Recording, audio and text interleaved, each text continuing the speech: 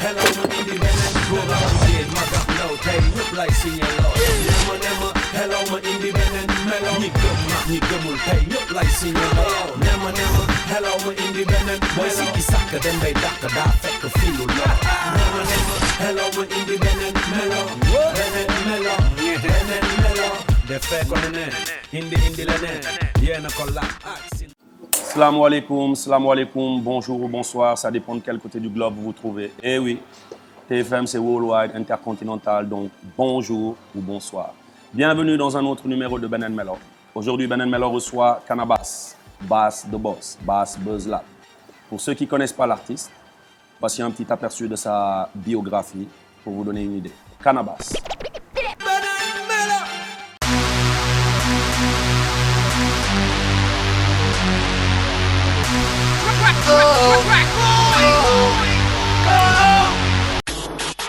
Canabasse, aka Bass the Boss, est arrivé de plein fouet sur la scène musicale sénégalaise et n'a laissé personne indifférent. Rappeur débutant en flow hardcore et arrogant, Bass the Boss est une sensation qui attire la controverse et incite au débat. Mais opérons au retour à la jeunesse du phénomène. Nous sommes au début des années 2000. Cette période correspond à l'échelle du monde à un âge d'or pour la musique hip-hop.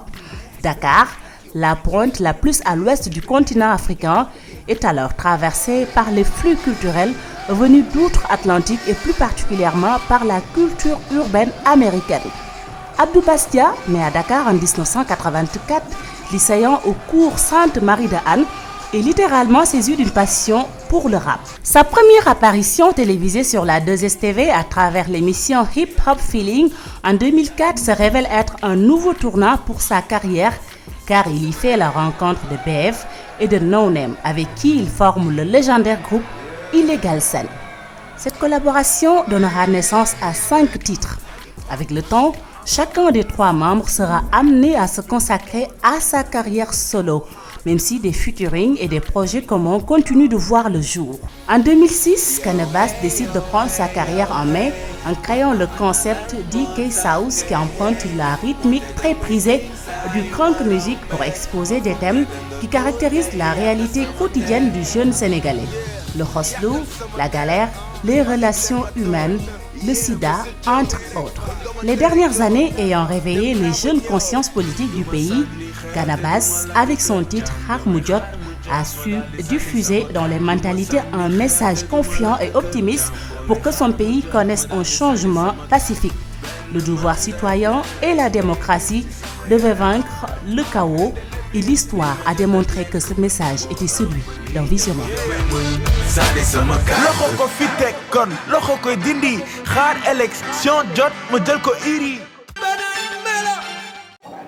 Ok, de retour sur le plateau, voilà un petit aperçu de l'artiste Bass. Canabasse, salam alaikum. Alaikum salam, Simon. Nakamo. Cool. Nyongizia. Jaajëf. Bass, on vient de voir ta bio. Mais man, j'aimerais bien que si tu devais te définir toi-même, madame, ton tempérament, ton caractère, c'est qui Bass pour les téléspectateurs qui nous regardent? Ça va être compliqué hein, parce que benn live nga nar ko tënk si ay mots dina tar mais man gis bëgg jënd yox quoi. Man kooku mooy man quoi. Parce que je veux pas dire que instant lay demee mais saa yu ma bëggee benn affaire nii damay def lépp ba def ko wala ba lijjanti ko wala ba am ko quoi tu vois. du ma bëgguma di bàyyi dara sama xel muy nekk en suspens quoi. Donc lu nekk sama xel léegi lii dama ko bëgg def léegi ma jàll si comme ça ma dem si leneen quoi. Donc mën nañu ne Bass est têtu. Pas têtu mais dama bëgg di gisal sama bopp quoi. Comme par exemple nit mun na jéem dara doxul man ma bëgg ko jéem mu ne ma non bul def lii doxul. Parce que man dinaa dégg li mu wax mais dinaa essayer tamit parce que peut-être que moom manière bi muy demee wala contexte bi mu ko defee wala whatever bokkul quoi donc may gisal sama bopp moo ma gënal quoi. D'accord. Bass bu ñu doon ñëw de façon très terre à terre parce que bon émission bi c'est vrai que c'est une émission culture urbaine hip-hop mais dañ ko def de telle sorte que tamit mu léger que les téléspectateurs que tes fans que ceux qui suivent Bass mën a découvrir de plus en plus kan mooy Canabasse hormis l'aspect concert artistique et cetera suñ doon ñëw pour xam sa hobby maanaam say hobby à part le rap boo nekkul ci rap ci lan nga nekk.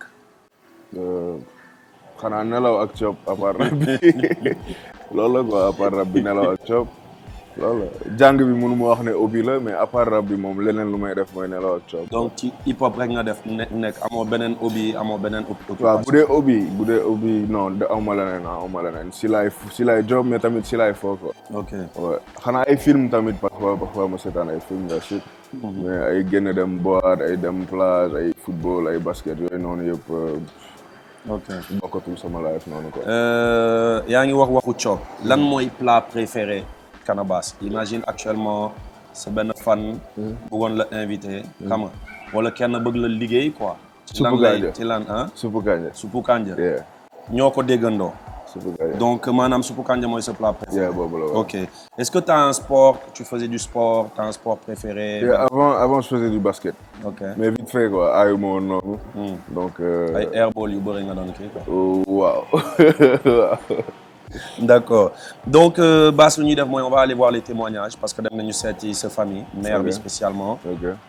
dem nañu tamit Buzz Lab gis nañu Zoukana. dem nañu sa school. on a rencontré tes professeurs donc wax nañu yu doy waar ci yow say camarades de classe. donc li may def rek mooy dama la koy won vite fait et puis comme ça tu auras un aperçu de ce que tes proches pensent de toi. yoon bi gudd na mais tànk yi dëggu nañ taw bi di kagul li leen persit ba dënu la lii di ci sani nopp sama dënu la te ne nañ la ne dul du yàgg kon li dëgg la li dëgg la li dëgg la li dëgg la dëgg la sama dëgg la li dëgg la li dëgg la li dëgg la dëgg la. Bass s'est inscrit depuis février de cette année. C'est un étudiant très brillant, c'est le moins qu'on puisse dire. Sûrement peut-être le meilleur de sa classe, qui a peut-être une culture générale au-dessus de la moyenne, avec qui nous nous entendons très bien. Je ne connaissais pas sa carrière de rappeur, hein, je dois le dire, mais en tout cas en tant qu'auditeur, c'est l'un des tout meilleurs. Maintenant, le seul hic, c'est la régularité. Il n'est pas si régulier que ça parce que des fois aussi sa fonction lui prend beaucoup de temps. Mais je dois dire qu'il nous a impressionnés par son intelligence, sa culture générale, sa capacité à faire des analyses, à synthétiser des choses. D'abord, il faut préciser qu'il est comme une éclipse, quoi. Donc, parfois, il toque d'un moment du Godis.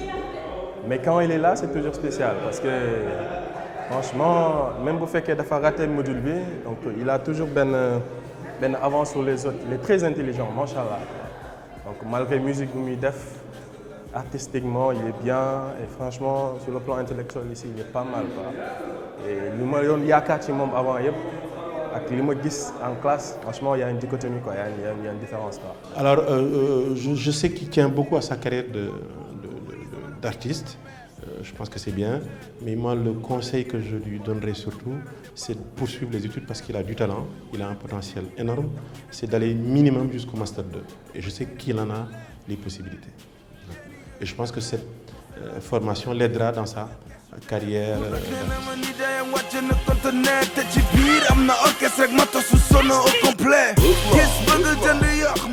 Bon, étant jeune, il était calme, très calme. Mais souvent, comme man mako yar, dañ ma doon def reproche que yar bi ngay yar xalé bi donc tej trop. Donc koy baye mu jéma évoluer muy génn, mi ngi doon jangi évidemment. Mais en dehors de l'école daawul génn. Foko fekk mu ngi ci table bi après lekk, mu ngi ci table bi mu ngi jàng. Daawul génn, il ne sortait vraiment pas. Parce que dama doon ragal di koy bayyi situation actuelle bi ni mu mel, ma di koy bayyi muy dem fu ma xamul ak yoyu. Donc, il était tout le temps enfermé. Quand j'ai commencé à dire rap, bon, je ne savais pas que je rap. Comme dans mon habitude, à chaque fois que je suis fouiller sagam. Ce jour, j'ai fouillé son sac, je fait que faut une cassette. Tant que j'ai CD, amagul. Cassette, ay magnétophone yoy mo amone. Donc, je fait que une cassette ti sagam. Je fait que cassette ti sagam, je ko kay. mu ñëw ma teg cassette bi ma dégg que c'était du rap man ko yow lan moo la boole ak rap mu ne ma non dañ doon fonoon rek man sax moom mook sama benn promotionnel moo ko dugal suma sac bu ñuy génne récréation ma ne ko ah bon mu ne ma waaw ma ne ko que ça soit la dernière fois mu ne ma d'accord 2 semaines après mu tàggu ma mu ne dafa am benn anniversaire bu muy dem ma ne ko anniversaire bu lan mu ne ma suma benn waa classe ma ne ko anniversaire guddi na de épisode bi ñu dëkk nii man mënuma la bàyyi nga génne yow kenn léegi dama lay gunge mu ne ma non c'est pas la peine bàyyil on sort en copain après suñu paree dinañ ma ñëw indi ah ma ne ko d'accord demal mu dem j'étais pas tranquille heure bi ma waxoon lay ñëw ñibbisiwul heure boobu donc ma toog di ko xaar ba une heure tardive bon ma gëmmentu ma dem tëdd bi mu xamee ni heure bi mu war a ñibbisi passé na xamul man xaar naa ko ba ban heure xamul donc muy ñëw au lieu que mu ñëw fëgg mu ubbil ko non dafa dem escalader mur bi donc mur bu gudd man nu mu yéegi ci mur bi ba yor ndànk cëppeelu ci escalier bi mu cëppeelu ci escalier bi le chien a aboyé ma tiit ma jóg bi ma jógee ma ubbi porte bi benn porte la en fer qui donne vers l'escalier bon ma ubbi porte bi ma seen ko mi ngi tafu ci mur bi di wàcc escalier bi ndànk téye tubéy bi ak dàll yi ma ne ko yow lii lan la mu ne ma non dama guddee ma xam ne su ma ñëwee su ma la fëggee bon jour boobu dama xeex ak moom dóor ko. Abdou mos nañu ànd concert mu war a jouer exemple war a jouer concert je pense Fesman la woon Fesman mu waroon yéeg si Fesman bi Abdou toog ñuy xaar si backstage bi ñu xaar Abdou commencé fa nelaw nelaw quoi carrément di départ yi xam doon nelaw si ko taal bi. ñu yee ko ne ko Abdou yaa war a jouer mun a ok le fait mu jugee si étape bu nelaw boobu rek jug dem ci kaw scène bi genre énergie bu xamante ne moom dafay def nii quoi. mun na di wax ak yow nii coolment di expliquer benn affaire ak énergie bu bëri di lay expliquer nii la war demee te saa rek off quoi mu amut delay rek saa comme contact moom day taal di fay quoi moom genre noonu la mel. li ma doon séntu ci moom déjà mooy yar bu baax jullite bi dafay dafay julli il est humble égal à lui-même donc li ma yar si moom bëggoon ko si moom am naa ko mais des na li des mooy lan je veux qu'il soit un monsieur boo xamante ne bii fu mu jaar ñu xam ne que kii yaayam sonn na ci moom et que tekki na tey jii je veux en fait qu'il récolte les fruits que j'ai semés moi-même et que loolu avantage am la ak foyer ba muy fondé ji ëllëg parce que rien ne me dit que ni ëllëg dinaa fekkee.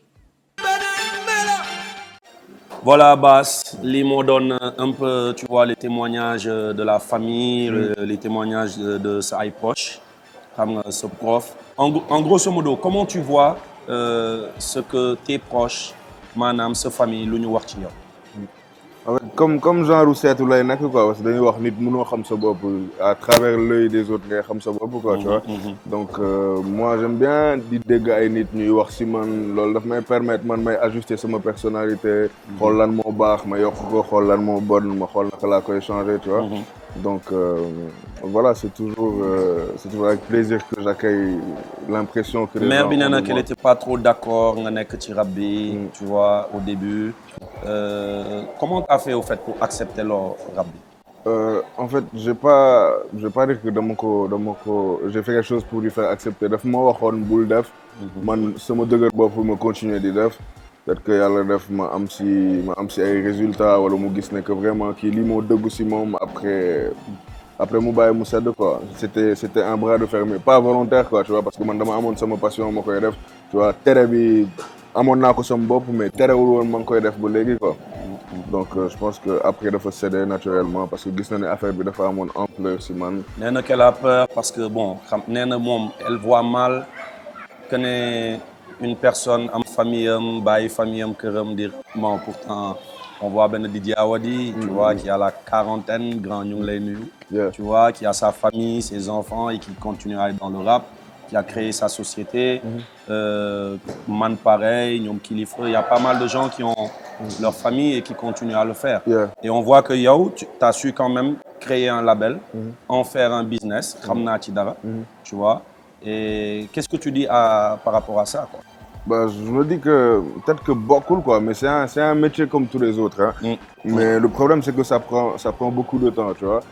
artiste c'est un métier de tous les jours par exemple mun nga nekk mécanicien wala médecin tu vois da ngay dem sa cabinet nga job après nga ñibbi.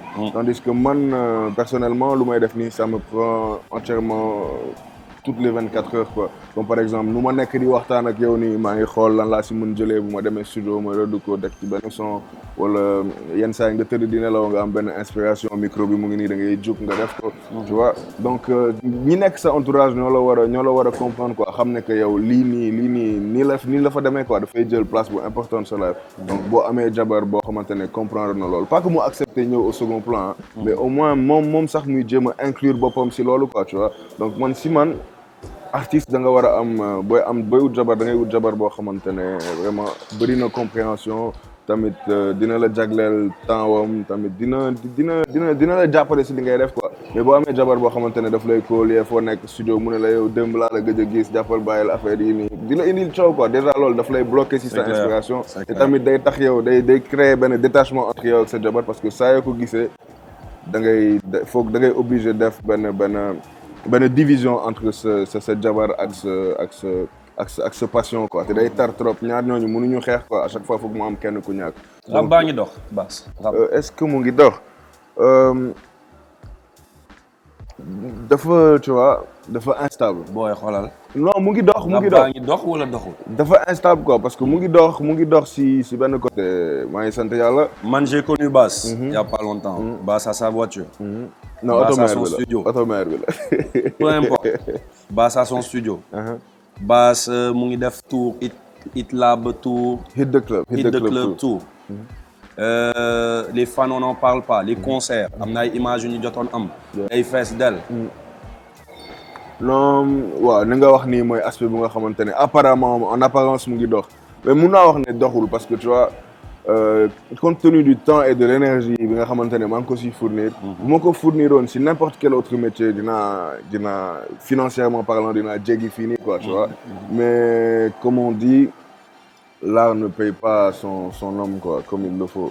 Parce que inspiration wala tu vois dara loo xamante ne da nga koy def mu dugg si xolu nit.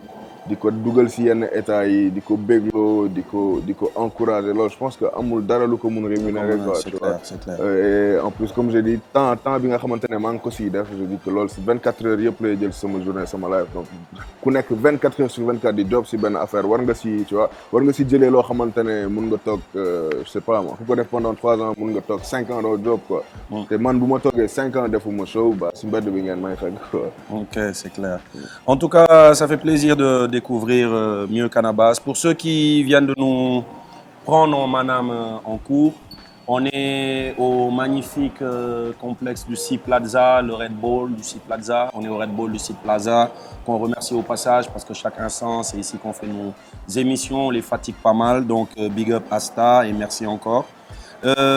Bass, on va venir sur la partie texte. Ouais, j'aimerais bien qu'on parle des textes de Canabasse. Bass dafa am lu ñu ko xamee lu ñu ko étiqueté mooy ego trip mooy clash mooy et cetera man du ma ñëw ci aspect boobu. Moi je vais venir sur des aspects punchline mais punchline yi nga xam ne tu les as maanaam on va dire c'est bien réfléchi. C'est bien écrit et surtout sur benn son bu ñuy wax Confession que j'ai découvert il y a pas longtemps déglu ko. Et c'est beneen autre aspect de Canabasse. Lan moo la inspiré ce texte d'abord avant ñu yegg. Confession je l'ai écrit pendant le Ramadan donc en général hein, les musiciens pendant le Ramadan ñoom ils sont pas productifs quoi dañuy focus si weeru koor bi tu vois. man loolu day tar si man quoi ne bon ñu ngi si mois de Ramadan du ma def musique. benn privation bu tar lay nekk quoi.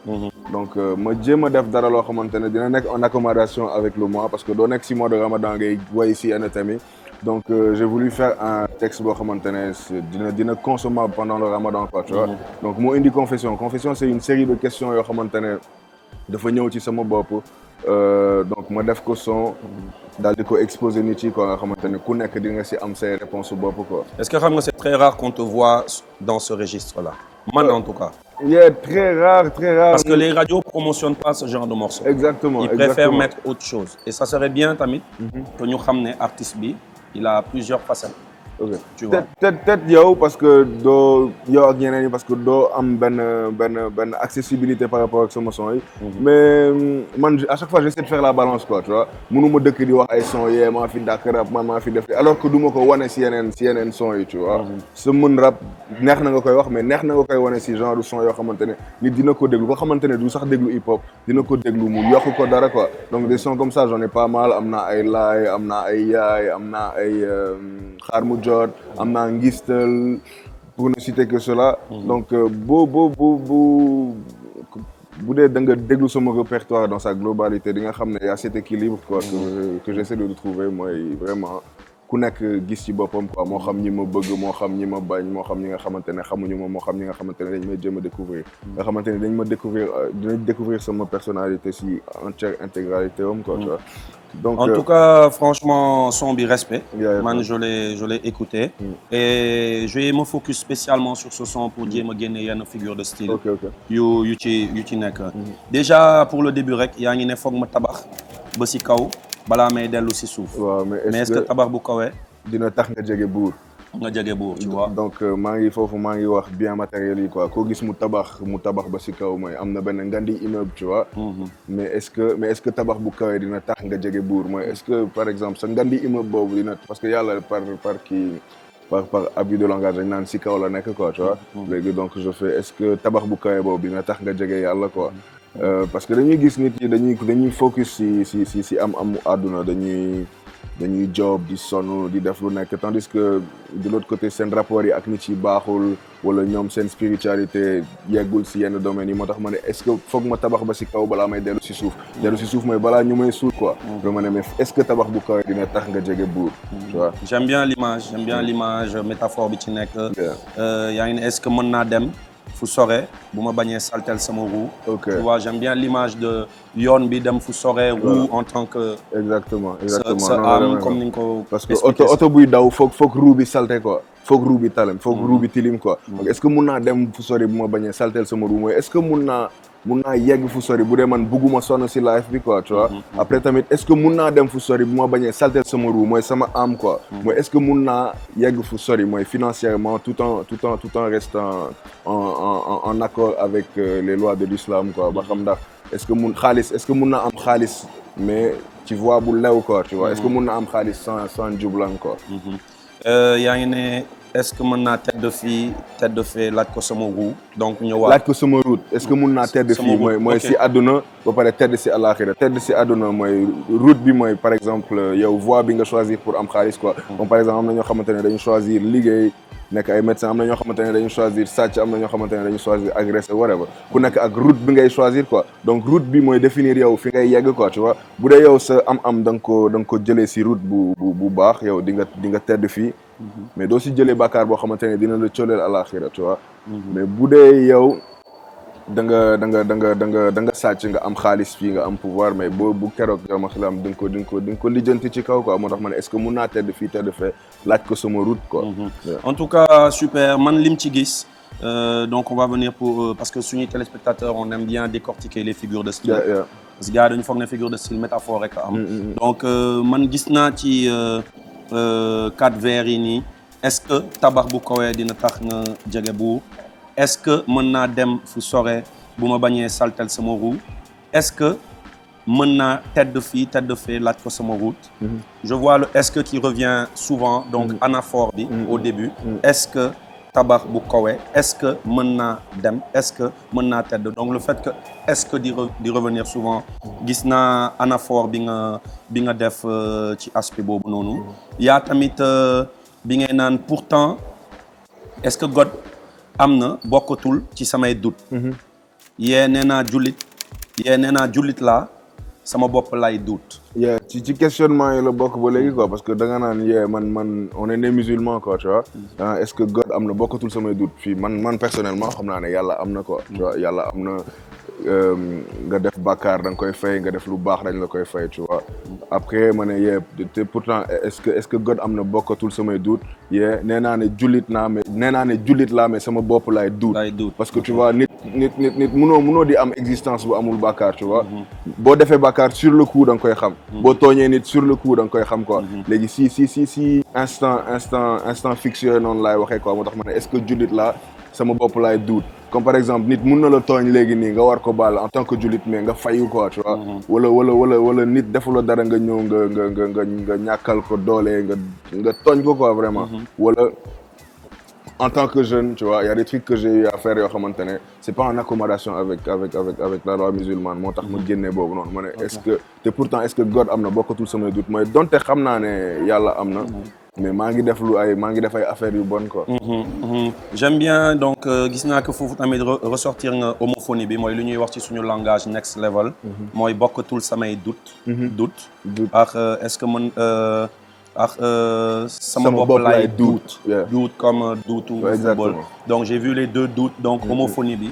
foofu noonu en figure de style mooy lu ñuy wax next level. indi nga tamit xol bu déggee xel.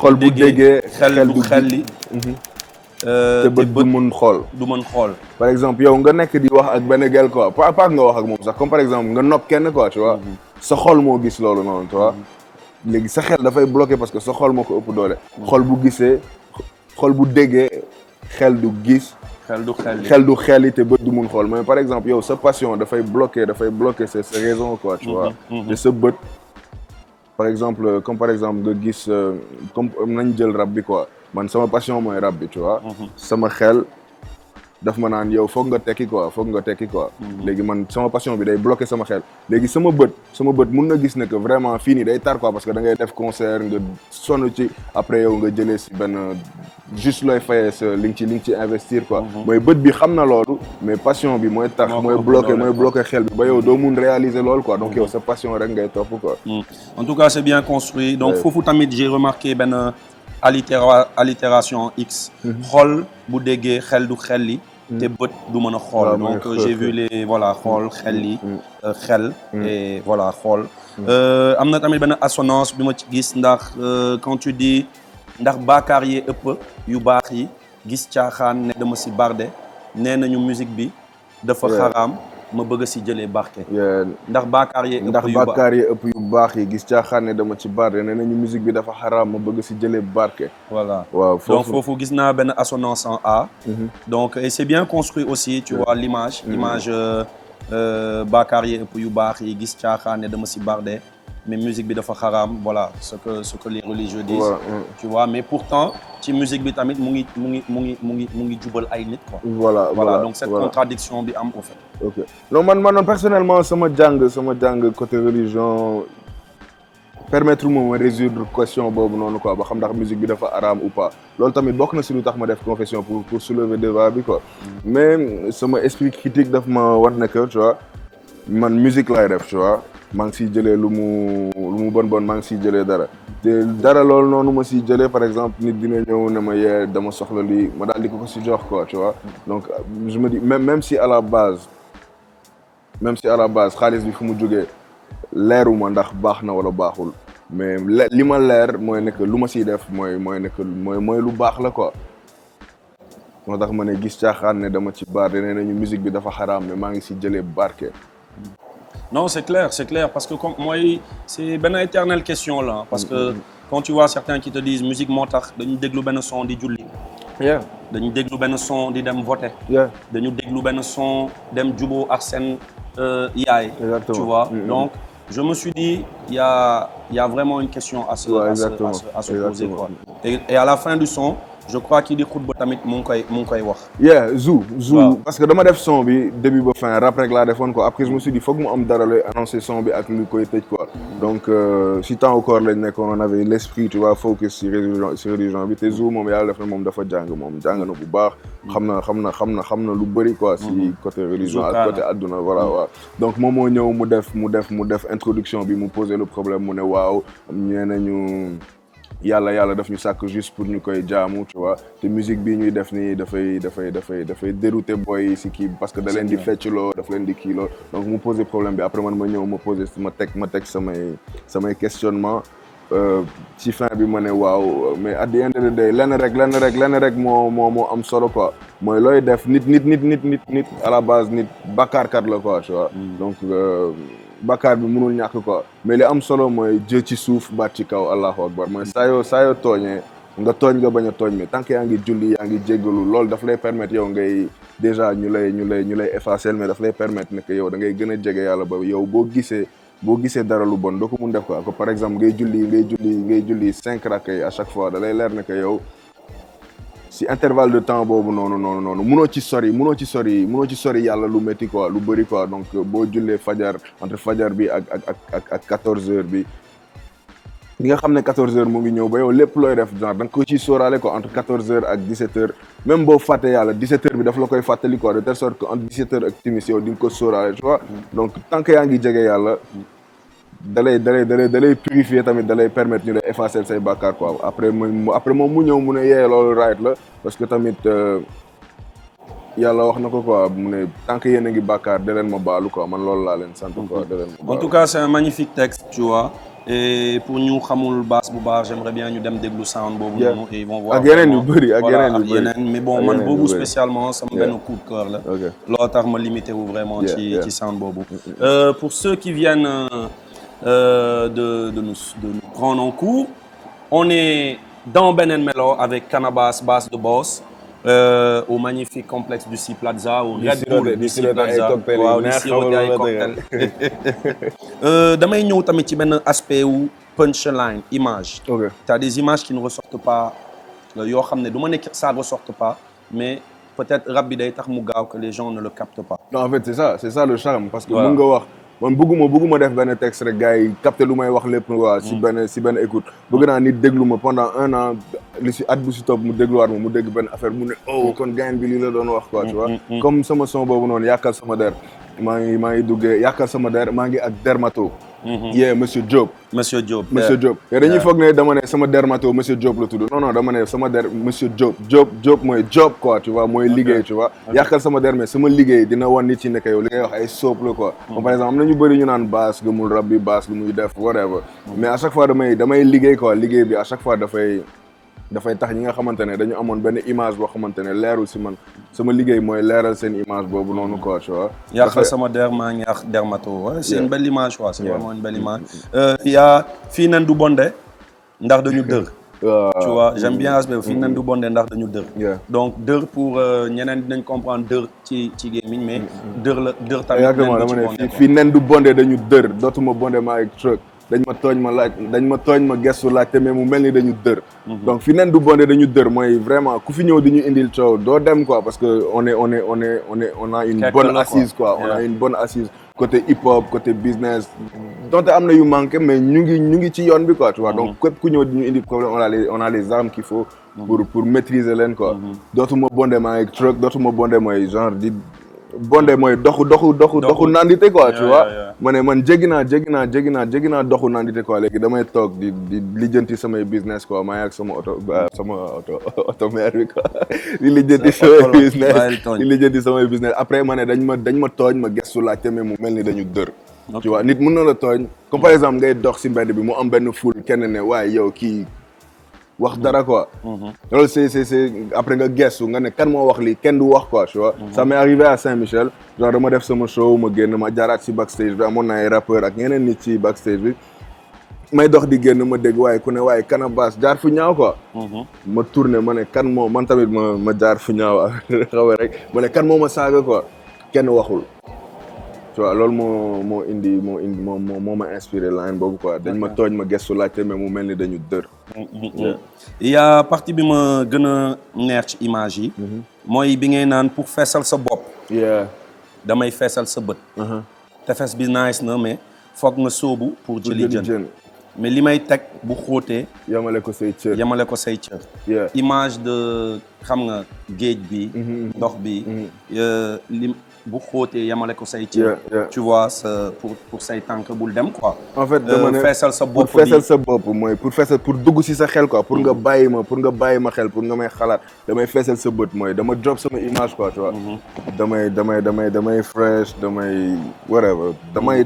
boo ma gisee rek di nga xam ne kii dara la quoi. ba boo demee après image boobu dina des ci sa bopp quoi pour feesal sa bopp damay feesal sa bët. ah après tefes bi nice na mooy son bi boo ko déggee tefes bi nice na mais foog nga sóobu pour jëli jën mooy son bi nii boo ko déggee sonorité yi day nice quoi tu vois. mais foog nga toog déglu ko bu baax pour mun si jëlee dara quoi pour am quintessence su texte bi. parce que lu mu bon sama texte même ay Papa Shit texte sama texte yu gën a ay gën la undu gën la clean sama son yu gën a terre à terre lu mu bon boo ko dégloo di nga si jëlee dara quoi tu vois donc.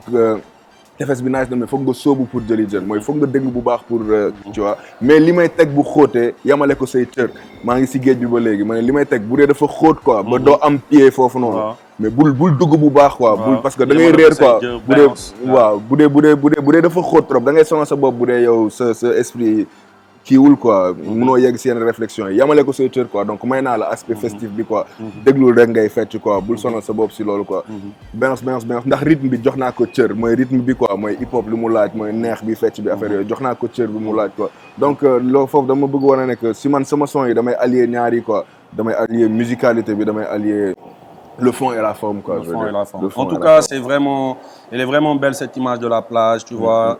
Yamale ko say cër géej pareil la. soo mënul fay boo mënul dem fu exactement xam nga da nga koy yemale. J'aime bien que tefes bi nice na mais foog nga sóobu pour jëli jën. pour l'image de les textes le contenu le fond nga sóobu jëli jën. donc c'est des aspects qu'on aime vraiment ressortir de l'artiste fii nii ci beneen melo. et man je t'en félicite et di wax gars yi tamit nañuy dégloo xel comme ni nga ko waxee ci son bi wala bañ a dégloo xol. Canabasse on arrive presque à la fin de l'émission man pour man. c'est dommage mais avant dañu doon def benn rubrique PlayStation. mais comme man maa la mën yàgg naa la dóor sama gàlle. tu vois donc tey dama la koy jéggal quoi. bëgguma la humilier kanamu say. tu vois donc tey dama la koy jéggal mais. dañuy dem ci benn rubrique danse. Tu vois cette émission maintenant est sponsorisée par Orange. Tu vois il y a un concours qu'on fait qui s'appelle Jamano Fetty School.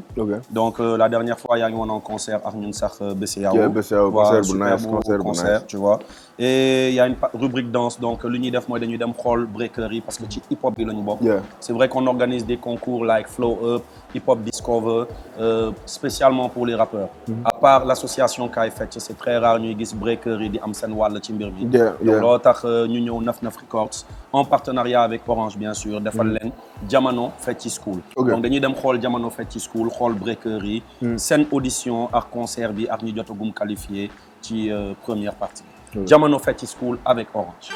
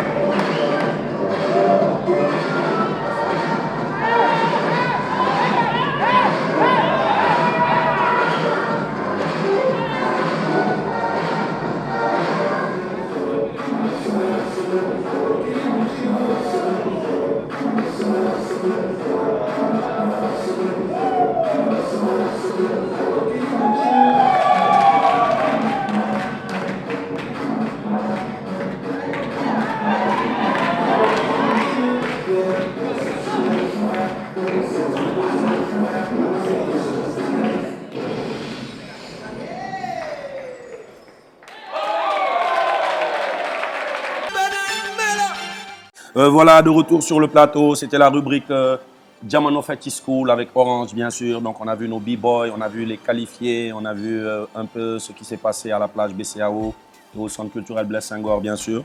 De retour au Red Bull, je suis Plaza. Bass, non, qui c'est danse, parce que danseurs, ils ne rappeurs, ils font pas des morceaux pour eux. Ils vont utiliser, c'est pour ça qu'ils utilisent, on va dire, les sons américains, et tu vois. Et ils sont un peu aussi marginalisés parce qu'on ne les voit pas souvent sur scène. Lors de l'initiative ou Jollof for Life, Orange, par rapport à la danse, en partenariat avec Kai Fetch, bien sûr, on remercie, et du break en général. Est-ce que yo, tu fais partie de ceux qui ont commencé le hip-hop par breakdance, comme nous, ou là? Non, man, je suis un piètre danseur, quoi. En fait, je ne Wow, fille, c'est vrai que hip-hop il souffrir de, tu vois, de cet aspect bounce, quoi, tu vois. Donc dans les clubs, ça, on a le même problème. Ils sont au Ghana, ils sont au Touba, c'est très rare que nous sont au Sénégal, tu vois.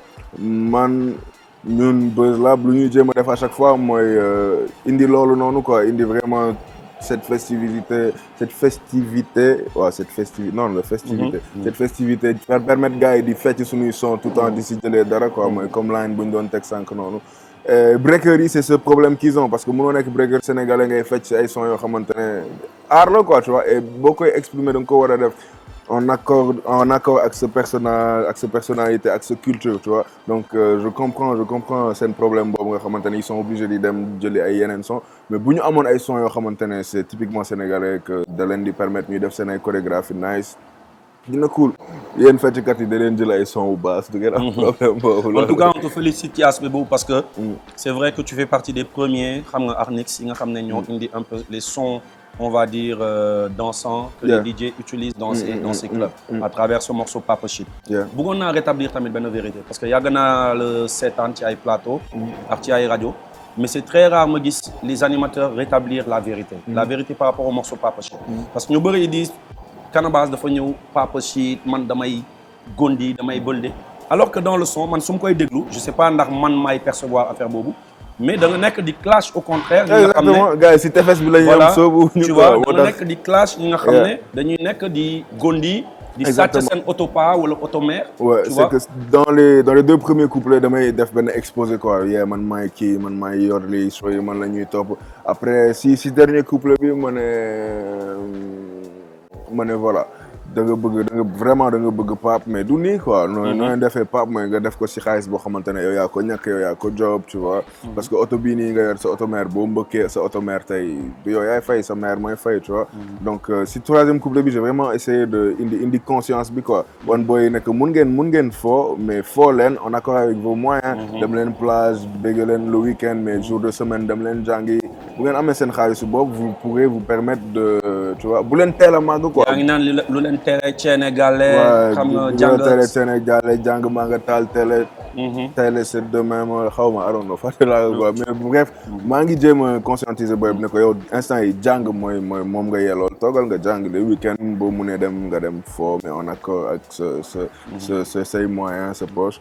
Léegi bu dee da nga bëgg pas vraiment ñàkkal, quoi, liggéeyal ba pare parce que liggéey moo jiitu foo, quoi. Sa liggéey lu mu gën a efficace, sa job di gën a neex, quoi. En tout cas, comme nous ko Zou waxee ci interview bi, faut vraiment te reconnaître cet aspect bi nga xam ne t'as permis au son hip-hop sénégalais d'accéder dans les boîtes, tu vois, donc gars yu bëri te le reconnaissent. Et comme ni nga ko waxee bu gars yi yem ci tefes bi nañuy dem des fois ci fond bi, parce que c'est vrai que ce son ñu bëri dañ ko ils l'ont mal interprété sans l'écouter, et ça serait bien que nit yi tamit di déglu balaa ñuy juger. Le fait qu'il est mal interprété indi na yokk na ma lu bëri, quoi. Parce que bu ma indi woon Papa Shit rek ñu am quintessence son bi après damay tayal, quoi. Man sama carrière di ko bâtir mooy défi bi, quoi. Défi bi moo doon gars yi fi ñu ma tegoon te man mu leeroon na ma man nekkuma woon foofu, quoi. Donc j'ai pas arrêté ci sama son yëpp di leen montrer que dañu juum, quoi, tu vois. Moi j'adore le défi, quoi, de mon adversité, c'est dans l'adversité que lay génne sama potentiel, quoi. Donc loolu du problème si man. En tout cas, respect b-boy comme Nico Bass waxee, utiliser les sons hip-hop sénégalais, bëri na ñi nga xam ne ils font des sons dansants, et encore félicitations à vous. et le combat continue ci hip hop bi ngeen bokk kenn mënu leen ci génne au contraire ñëw leen fight leen ko jël leen seen place et encore big up à Kaay Fetch qui fait un excellent boulot dans ce sens. Bass, on arrive à la rubrique freestyle. Donc dañuy bëgg nga proposer ñu benn élément rubrique bi en général lu ñuy def mooy dañuy jël ay groupe underground yoo xam ne à la fin on va choisir le meilleur freestyle le meilleur maanaam ci ñoom et puis jéem leen defal benn vidéo whatever wala benn son wala jéem leen mettre en avant. Donc si toi tu devais nous proposer quelqu'un de Buzz Lab bien sûr dans l'underground bi nga xam ne il a ce potentiel pour mën a feeñ kan nga ñuy jox. H-Bomb laa lay jox quoi moom mooy ñëw génne mixtape am Ligue des Champions la tudd dina génn juste après suñu tournée bi donc H c'est un rappeur franco-gabonais dafa sick boo koy déglu moom il est hyper exigeant donc da lay may flow bi chaque line bar la chaque line punchline la moom waxuma la soobu sax bi foog nga am sumar pour dégg fu muy waxee quoi so H-Bomb that's it. Ok donc on va voir H Buzz Lab pour la partie freestyle. Yep. Yes, salut, pour le bloc, c'est votre boy Pax, et qui est H-Bomb, et qui est DK jusqu'à demain matin. Mais bien entouré, tes opinions ne sont pas assises, tu finiras bouffé par ce que t'as nourri, comme Kadhafi. Donc par pure haine ou par pure jalousie, je vois qu'un tas de racistes parasitent mon paradis. Ils me disent que je suis la racine, donc pas la cime, mais pour toucher les sommets juste de mon savoir, pas de ma scie. Je suis pas naïf, s'ils s'ouvrent les portes de leur palace type, ça sera juste pour mieux m'asservir, comme la scie par la suite. Ça se passe devant tout le monde. Tu veux qu'on en parle à qui? Leur paradis financier, c'est mon Afrique, pas la Suisse. Nos richesses, ça ne nous profite jamais. C'est leur bien mal acquis. Welcome in a house of pain, personne n'a l'acquis. Mon continent, il nage dans le résultat d'une dysenterie. Berné des milliards de yeux ouverts, mais mon Dieu, qui sont-ils? Ils finiront tous sous terre, comme tous nos grands hommes qu'ils enquillent. Je les envie parce qu'au moins eux, à cette heure-ci, ils sont libres. Bax!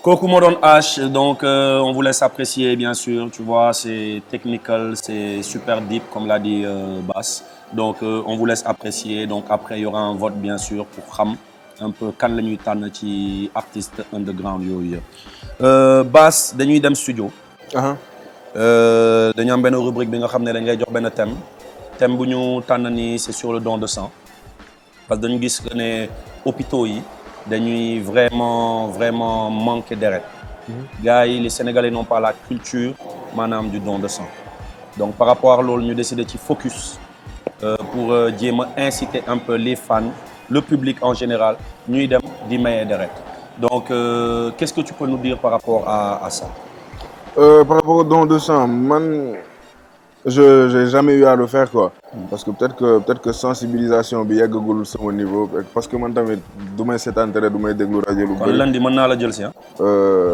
non balaa ngay joxe deret foog nga def ay analyse xool ndax sa deret baax ñoom ñooy def loolu yëpp boo ñëwee joxe sa deret ñoom ñoo koy saytu ñooy xool li ci nekk ndax mën nañ ko dispatch et cetera te gars yi tam mën nañu wax ne tamit faut venir à jeun c'est vrai que c'est le mieux mais mën nga coob tamit boo ñëwee loolu ok non naa la wax sama xalaat naa la si wax sama xalaat si texte bi kon lundi ma ñëw non naa la tontu affaire yooyu loolu yëpp naa la tontu si freestyle bi donc loolu la ñuy def donc je crois dañuy dem studio nga jéem ñu poser on va dire benn 4 mesures sur les dons de sang 4 mesures gàttul ba may la benn 16 rek. yow xam nañu ne da nga bëgg micro bi 4 mesures laa lay may pas plus.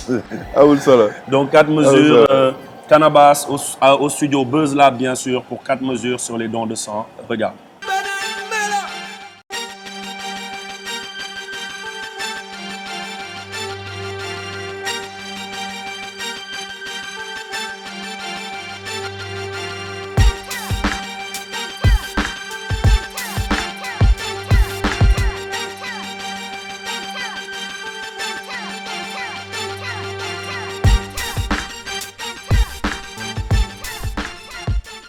Yeah. Deret du yére. Mënoo ko fóot bala nga koy maye. Jàngoro yi mu ma woon deret du yére bañ koy fóot bala nga koy maye. Deret du yére bañ koy fóot bala nga koy maye. Mu ma woon deret du yére bañ koy maye dañu maye. Lañ koy maye rakk sàmm sa bopp dina la jëriñ kële yaa ngi tuute si guuti ko mu jox mu dund ndax sa nga dugg te jëndoon sa kumpa sa duute guut mu dunda ngay dugg kumpa muuma muuda muuma woon balaañ koy maye dina la jëriñ kële du guut dunda dugg kumpa gumba muuda muuma maye jëriñ kële ndax fu ne nga dugg jigéen doon sa kumpa ndax fu ne nga dugg jigéen doon sa kumpa yaa ngi tuute ci guut yi ko mun jox mu dund ndax fu ne nga dugg jigéen doon sa kumpa fu ne ngay samp sa bant nga gumba sol dàll ni almuda nga def analyse mu wax la jàngoro yi muuma woo ne rek ku yëre bañ koy fóot bàyyi wax la jàngoro yi muuma woo ne rek ku yëre bañ koy fóot bàyyi kenn may ràpp sàmm sa bopp dina la jëriñ kale i duute ci guut yi ko mun jox mu dund ndax fu ne nga dugg jigéen doon sa kumpa ne nga sam sa bat nga gumba sol dàll ni almuda nga def analyse mu wax la jàngoro yi muuma woo ne rek ku yëre bañ koy fóot bàyyi kenn may ràpp sàmm sa bopp dina la jëriñ kale yaa ngi duute ci guut yi ko mun jox mu dund ndax fu ne nga dugg jigéen doon sa kumpa ne nga samp sa bant nga gumba sol dàll ni almuda nga def analyse ñu wax la jàngoro yi muuma woo ne rek du yëre bañ koy fóot balaa koy may ràkk sàmm sa bopp dina la jëriñ kale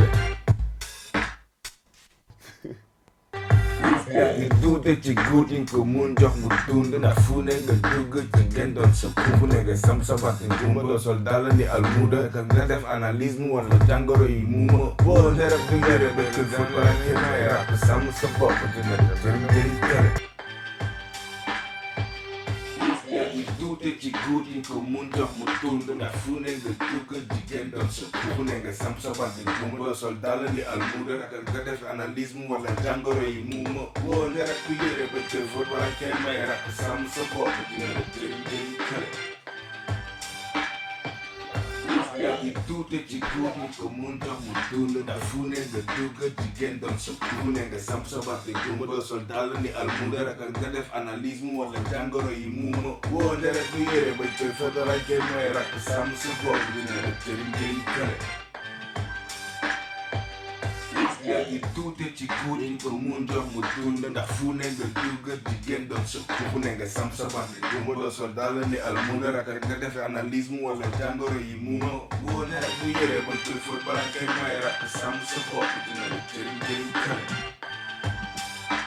yaa ngi duute ci guut yi ko mun jox mu dund ndax fu ne nga dugg jigéen doon sa kumpa ne nga samp sa bant nga gumba doon sol dàll ni almuda nga def analyse mu wala jàngoro yi muuma woo ne rek du yëre bañ koy sant la ngay may ràkk sàmm sa bopp dina la jëriñ kale.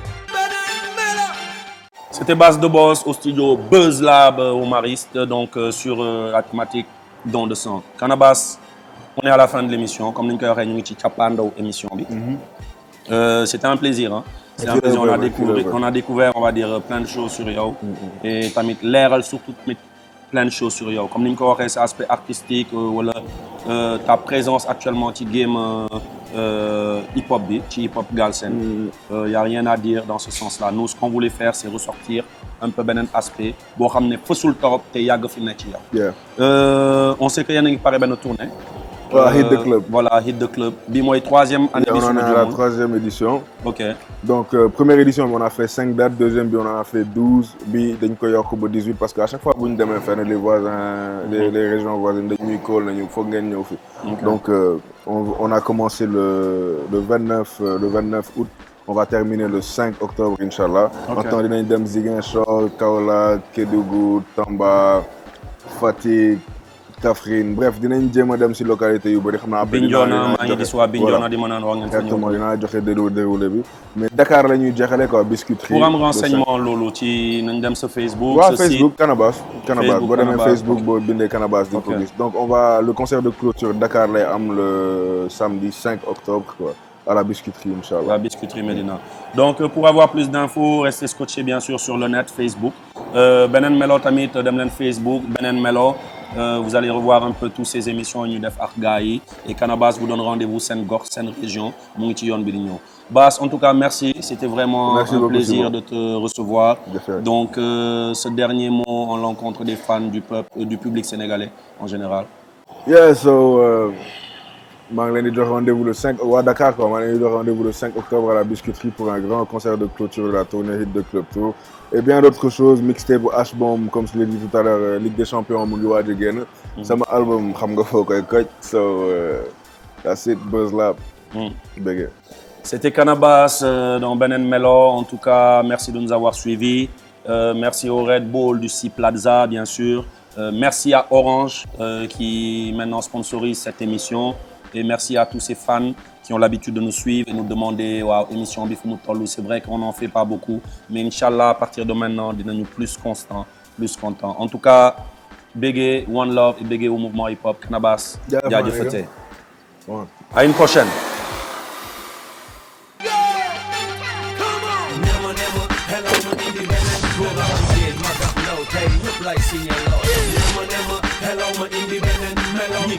ñi gëmul tey ñëpp lay signé loo nema hello ma independent mooy sikki sàkk dem bay dàkk daa fekk filu loo nema hello ma independent melo beneen melo de fekk ko ne indi la ne yéena ko la